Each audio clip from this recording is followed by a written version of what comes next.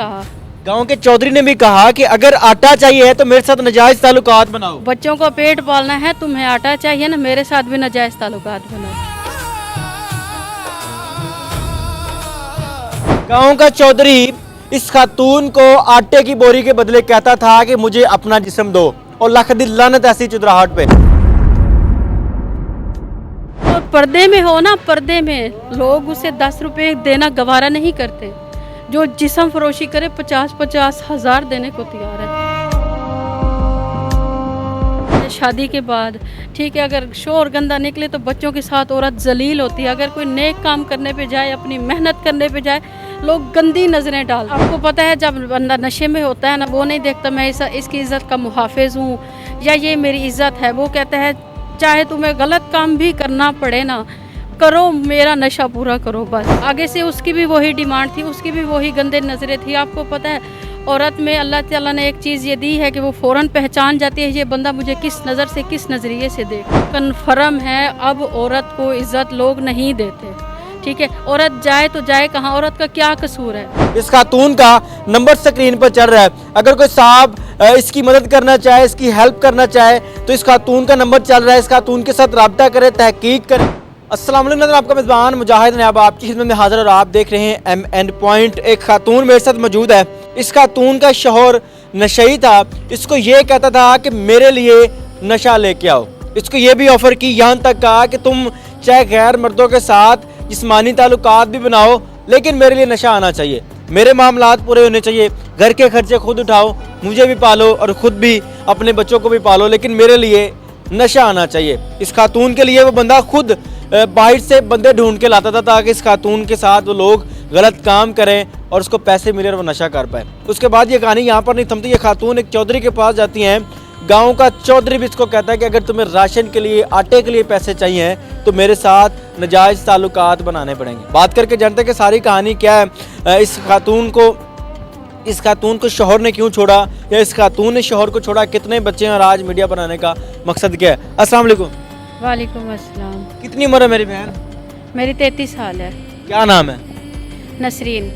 शौहर जो था उसके साथ शादी पसंद की थी, लव मैरिज थी, कैसे शादी हुई थी? नहीं, पसंद की नहीं थी, घर वालों की रजामंदी से थी। अच्छा। और उस टाइम तो बड़े नेक व परवीन बनते थे, मेरी सास भी और मेरे ससुर भी, बाकी भी सब।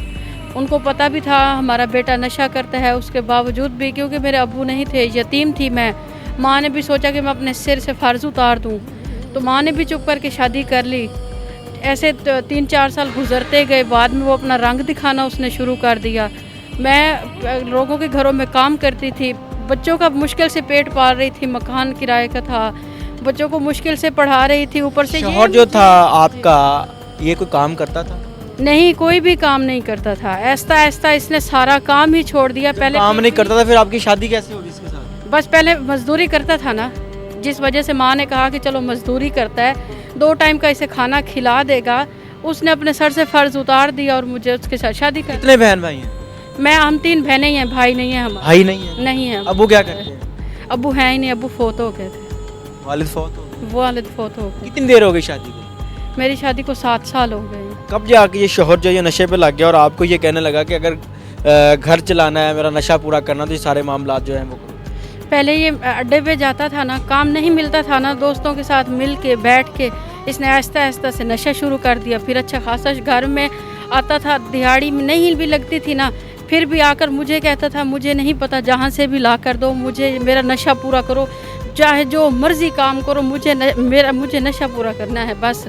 अगर रहना है मेरे साथ तो मेरा नशा पूरा करना पड़ेगा, नहीं तो बच्चों को उठाओ, सामान उठाओ, यहाँ से चली जाओ। क्योंकि उसे पता था कि ये मजबूर है, लाचार है, इसका बाप नहीं है, भाई नहीं है, ये कहाँ जाएगी। क्या कहा कि नशा पूरा करने के लिए क्या कर गुजरो, क्या क्या उसने? बस आपको पता है जब बंदा नशे में होता है ना, वो नहीं देखता मैं इसकी इज़्ज़त का मुहाफिज हूँ या ये मेरी इज़्ज़त है। वो कहता है चाहे तुम्हें गलत काम भी करना पड़े ना, करो, मेरा नशा पूरा करो बस। आपके शौहर ने कहा कि गलत काम करके भी मुझे नशा ला के दो? हाँ, उसने कहा जो मर्ज़ी करो, मेरा नशा पूरा करो। मैं कहती थी अल्लाह के बंदे, खुदा का वास्ता है, हमारे बच्चे हैं, इनके बारे में सोचो।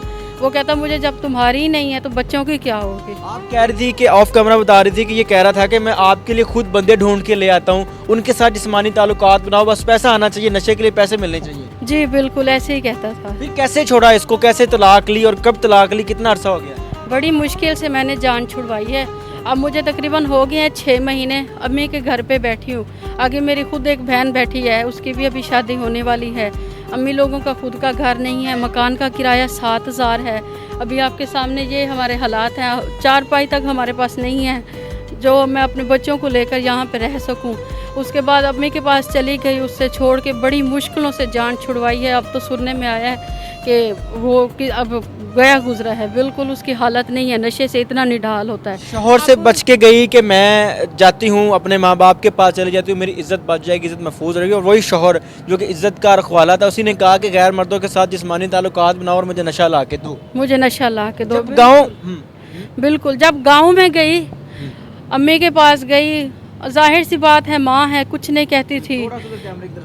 जाहिर है माँ थी, कुछ नहीं कहती थी। लेकिन जब अपने बच्चों को भूखा देखती थी तो एक हमारे पिंड का है, उधर गांव का है चौधरी, उसके पास गई। मैंने कहा चौधरी साहब इस तरह से मैं बदनसीब आई हूँ आपके दर पे, अल्लाह पाक ने आपको वसीला बनाया है, ठीक है, तो आप मुझे अंदर कोई काम शाम दे दें, ठीक है, महीने का मुझे बस आप राशन लेके दे देना, मैं अम्मी के घर आई हुई हूँ। आगे से उसकी भी वही डिमांड थी, उसकी भी वही गंदे नज़रें थी। आपको पता है औरत में अल्लाह ताला ने एक चीज़ ये दी है कि वो फ़ौरन पहचान जाती है ये बंदा मुझे किस नज़र से, किस नज़रिए से देख रहा है। आगे से जब मैंने उसकी भी नज़रें देखी तो फिर रो कर घर हाँ, चौधरी ने जब आपने चौधरी से घर के राशन के लिए, आटे के लिए मदद मांगी तो उसने क्या कहा, क्या ऑफर थी उसकी? आगे से मुस्कुरा के कहने लगा राशन भी पूरा हो जाएगा, रिहाइश भी चाहिए तो मिल जाएगी। तो आप मुझे बताएं ऐसे कौन कहता है भला? उसकी नज़र ऐसी थी तो वो मुझे कहने लगा ना। हो सकता है वो आपकी मदद करने की नीयत से कह रहा हो। क्या ऐसे कोई, मैं उसकी बेटियों की उम्र की थी, हंसकर बड़ी मश्करियाँ करके मुझे देख रहा था। ऐसे तो नहीं साबित होता मेरी बहन के वो गलत था। वो गलत ही थे।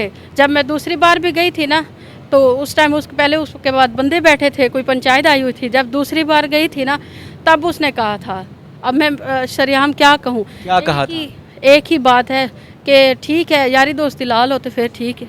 कहा गांव के चौधरी ने भी कहा कि अगर आटा चाहिए है तो मेरे साथ नाजायज ताल्लुकात बनाओ। बच्चों को पेट पालना है, तुम्हें आटा चाहिए ना, मेरे साथ भी नाजायज ताल्लुकात बनाओ, राइश भी मिलेगी, रिहाइश भी मिलेगी, सब कुछ मिलेगा। बस मेरी नाजायज डिमांड पूरी करती रहो। नाजायज डिमांड पूरी करती रहो। मेरे भाई एक ही बात है, जिस वजह से ना मजबूर होके मीडिया पे आई हूँ ना, ये बात तो कन्फर्म है, अब औरत को इज्जत लोग नहीं देते, ठीक है। औरत जाए तो जाए कहाँ, औरत का क्या कसूर है? जिस औरत को आप लोग गलत नज़रों से, गंदी नज़रों से देखते हैं, यही औरत आपकी माँ है, यही औरत सारे रिश्तों में आती है। आप इसको इज़्ज़त देंगे तो ये इज़्ज़त लेने के काबिल होगी, नहीं तो आप लोग गलत नज़रों से देखेंगे। आज अब किसी की बहन बेटी को गलत नज़रों से देखेंगे, कल को आपके घर में भी माएँ बहनें हैं। नाज़रीन, गांव के चौधरी के पास ये खातून जाती है कि मेरी मदद कर दो, मुझे मेरे बच्चों के लिए आटा चाहिए। चौधरी साहब कहते हैं कि अगर आटा चाहिए तो मेरे साथ नाजायज ताल्लुकात बनाओ, आटा भी मिल जाएगा, रहाइश भी मिल जाएगी और सब कुछ प्रोवाइड किया जाएगा, लेकिन बस शर्त यह है कि मेरे साथ नाजायज ताल्लुकात कायम करो। मेरी बहन आज बच्चे कैसे पाल रही हैं, कैसे गुजारा हो रहा है? आप कह रहे थे कि मेरी बहन भी है, मेरी माँ भी है, तो ये सारे मामला कैसे चल रहे हैं? बहुत मुश्किल से है, मुझे पता है या मेरे अल्लाह को पता है। एक बाजी ने हम पे तरस खाया, मेरी बहन वहाँ पे काम करती है, उसने हमें राशन दिया, उसने बताया कि मेरी बहन आई हुई है और उसके बच्चे भूखे हैं, उसने हमें राशन दिया और मैं गुजारा कर रही हूँ। अब महीने का किराया फिर आने वाला है। मेरी माँ ने बेनज़ीर के उसे पैसे लगे हुए थे मेरी माँ को, तो वो पूरे कर रही थी। अब मैं भी चली गई हूँ, तो बताएं औरत जाए तो कहाँ जाए? ना माँ बाप का डर रह जाता है शादी के बाद, ना माँ बाप का डर रह जाता है शादी के बाद, ठीक है। अगर शोर गंदा निकले तो बच्चों के साथ औरत जलील होती है। अगर कोई नेक काम करने पे जाए, अपनी मेहनत करने पे जाए, लोग गंदी नज़रें डालते हैं। आज मीडिया पर आने का क्या मकसद है आपका? मीडिया पे यही मेरे आने का मकसद है कि अल्लाह ताला ने जिनको दिया है, मैं ये नहीं कहती, जिनको अल्लाह ताला ने इतना ज़्यादा दिया है, कहते हैं कि एक समंदर में से एक पानी का जग भरा जाए ना, कमी नहीं आती। देने वालों को अल्लाह पाक देता है। सिर्फ यही इल्तिजा करने आई हूँ। मेरे बहन भाइयों, जितना हो सके मैं इज़्ज़त से घर में बैठ के खाना चाहती हूँ, ना कि मैं फहाशी करूँ, ना कि मैं कोई जिस अपना गलत कोई काम करूँ। यही है कि अर्ज़ है कि जिसको जो अल्लाह पाक ने दिया है मेरी हेल्प करे मैं, ताकि कोई अपना कारोबार अपने पाँव पे खड़ी होकर एक मजबूत खतून बनूँ, एक नेक खतून बनूँ, अपने बच्चों का पेट पालूँ। चौधरी के अलावा आप किसी के घर काम पे लग जाती, कहीं और के काम कर लेती। अब तो औरतें बड़ा काम कर रही हैं, किसी और के पास नहीं गई आप काम करने के लिए? मैं कैसे रहूँगी? मेरे बच्चे फिर पीछे से कौन देखेगा? छोटे से बच्चे हैं, इतने बड़े नहीं हैं। मैं चाहती हूँ कोई घर में ही कोई कारोबार हो, या कोई सिलाई हो जाए, या कोई और काम हो जाए जो मैं बैठ के कोई कपड़े वगैरह सेल कर लूँ। 100 काम होते हैं, बंदा वो कर काम क्या कर सकती हैं? सिलाई भी कर लेती हूँ, अगर कोई दुकान बना के दे दे वो भी बना सकती हूँ, कोई रेडी भी लगा के दे दे लगा लूँगी, लेकिन इज़्ज़त की खाना चाहती हूँ, गलत काम नहीं करना चाहती। इस खातून की स्टोरी है, आपके सामने है। ये खातून चाहती है जी मुझे कोई रेडी लगा दे, कोई करियाने की दुकान बना दे, कोई छोटा मोटा कारोबार करवा दे ताकि मैं अपने बच्चे पाल सकूं। मैं कोई नाजायज़ काम नहीं कर सकती, किसी की गलत डिमांड पूरी नहीं कर सकती। शौहर से तंग हुई, फिर उसके बाद गांव के चौधरी से मदद मांगी, उसने भी जलील किया। ऑफ कैमरा बता रही थी कि इस दौर में औरत जहाँ भी जाए, जिसके पास भी जाए, वो यही कहता है जी मेरी नाजायज़ डिमांड पूरी करोगी तो सब कुछ दूंगा। जो पर्दे में हो ना, पर्दे में लोग उसे 10 रुपये देना गवारा नहीं करते। जो जिस्म फरोशी करे 50-50 हज़ार देने को तैयार है। हमारी गलती सिर्फ यही है कि हम उन बहन भाइयों से आके इल्तिजा करते हैं, अल्लाह ताला की आस उम्मीद पे आके उनसे रिक्वेस्ट करते हैं कि किसी को कोई शायद अल्लाह का नेक बंदा हो जो हमारी मदद करे। हमारी सिर्फ गलती यही है, हम गलत मैं जहाँ पे रहती हूँ, आपका क्या ख्याल है, यहाँ पे मर्द नहीं है? नहीं है ना? अगर उनके अल्लाह ना करे नाजायज़ डिमांड पूरी करे, वो पैसे नहीं देंगे, वो भी पैसे देंगे ना, गुजारा चलेगा। लेकिन नहीं, हम ये ऐसे पैसे नहीं कमाना चाहते। मुझे इज़्ज़त चाहिए, बस इज़्ज़त की रोटी चाहिए। मुझे कुछ ना मिले, मैं अपने बच्चों का मुस्तकबिल बनाना चाहती हूँ। मुझे अपनी छत मिल जाए, अपनी छत हो ना भाई, छत हो ना, बंदा मिर्चों के साथ भी गुजारा कर लेता है। किराए का मकान हो ना, 1 महीने बाद मालिक मकान भी आ जाता है जलील करने के लिए। मैं कहती हूँ वो शुक्र करे मेरी बहनें जो इज़्ज़त से अपने घरों में बैठी है, अपनी छत दी हुई है अल्लाह पाक ने। हम जैसियों को पूछे जो सड़कों पे ऐसे भिखारियों की तरह फिर रही हैं। गांव का चौधरी इस खातून को आटे की बोरी के बदले कहता था कि मुझे अपना जिस्म दो, और लख दी लानत ऐसी चुदराहट पे।